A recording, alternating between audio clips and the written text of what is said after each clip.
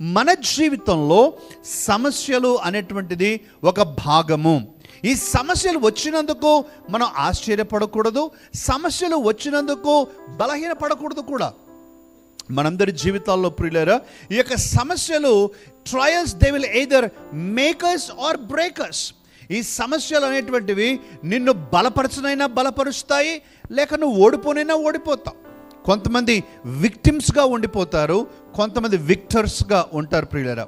నిన్నటి దినమున నేను ఓ మంచి సోషల్ మీడియా పోస్ట్ ఒకటి చూశాను ప్రియులారా. Simple post, but it really appeal to me, it spoke to me. So I thought I will use this post. ప్రియులారా, మనం చూసినప్పుడు ఈ మొక్కజొన్న ప్రియులారా, మనం చూస్తున్నాం కదా మొక్కజొన్న.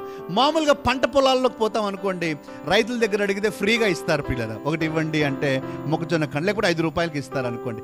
అదే మన కర్నూలులోకి వచ్చి మన బండ్ల మీద పెట్టి వాటిని నిప్పు మీద కాల్చి కొద్దిగా నిమ్మకాయ అది వేస్తే బాగుంటుంది కదండి. అది 15-20 రూపాయలు ఉంటుంది కదండి, 15-20 రూపాయలు ఉంటుంది. కానీ అదే పాప్కార్న్ అయిపోయింది అనుకోండి, అది 50 రూపాయలు, 60 రూపాయలు, 100 రూపాయలు కూడా అమ్ముతారు.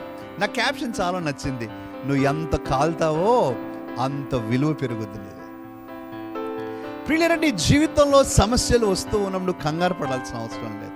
నీ జీవితంలో సమస్యలు వస్తూ ఉంటే దేవుడు నిన్ను ఒక విలువైన వ్యక్తిగా మారుస్తూ ఉన్నాడని నీకు అర్థం కావాలి. హల్లెలూయా. ప్రియులారా, ఒక మాటను అర్థం చేయండి దయచేసి. 1వ తరగతి ఉన్నటువంటి విద్యార్థికి 10వ తరగతి ప్రశ్నపత్రం ఇవ్వబడదు ప్రియులారా. For first class student 10th class question paper will not be given. ఎవరికి తగినట్టుగా వారికి సమస్యలు దేవుడు అలౌ చేస్తాడు. అనగా నీ విశ్వాసం ఎంతో అంతే ఇస్తాడు తప్ప అంతకంటే మించింది ఇవ్వడు. అనగా నీకు పెద్ద సమస్య వస్తూ ఉంది అని అంటే దాని అర్థం ఏంటంటే you are on the right track, you are growing, నువ్వు ఎదుగుతూ ఉన్నావు. పెద్ద సమస్య వచ్చిందంటే దేవునికి నీ మీద కాన్ఫిడెన్స్ ఉంది. హల్లెలూయా. దేవునికి నీ మీద విశ్వాసం ఉంది, నువ్వు దాన్ని హ్యాండిల్ చేయగలవనే విశ్వాసం ఉంది, నువ్వు దాన్ని జయిస్తావనే విశ్వాసం దేవునికి ఉంది. కాబట్టి ఆయన అలౌ చేస్తాడు ప్రియులారా. అలాగే నువ్వు బలహీనంగా ఉంటే దేవుడు నిన్ను ఇబ్బంది పెట్టాడు, కేవలం నీకు తగినట్టుగా మాత్రమే. ప్రియులారా, ఇంకో మాటను అర్థం చేసుకోనండి.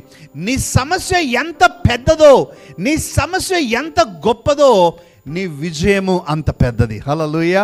నీ విజయం అంత పెద్దది. ఆలోచించండి, గొల్యాతు ఎంత పెద్దవాడైతే ఆవిడ పడినప్పుడు అంత పెద్ద శబ్దం వస్తుంది.